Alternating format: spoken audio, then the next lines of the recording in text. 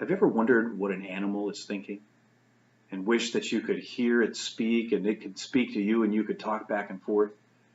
Animals are wonderful creatures, and maybe in the new creation, some will have the ability to speak with us. I don't know. But at least on two occasions in the Bible, we actually see this happening, where an animal speaks out loud and a human hears and understands.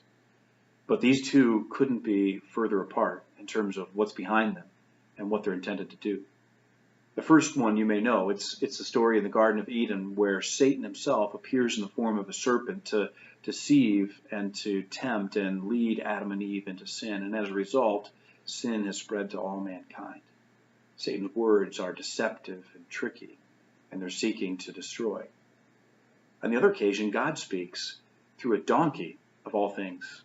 There's a man named Balaam that was being called upon to go and speak a curse against God and his people, and it was the donkey itself that saw an angel along the way and spoke up, stopping and turning its master in a new direction. God intervened. He used whatever means necessary to get his message across. Now, which one would you listen to? How would you know the difference between one that's leading you astray and one that's pointing you the right way? The key thing underlining them all is knowing the voice of God.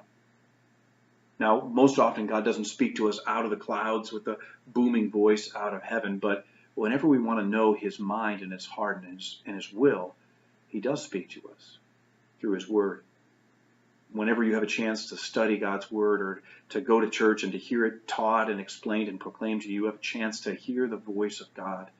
And when you do, and the more you read it, and the more you know it and understand it, the more ready you are to hear from him, his direction in your life. So how can you spend more time listening to God?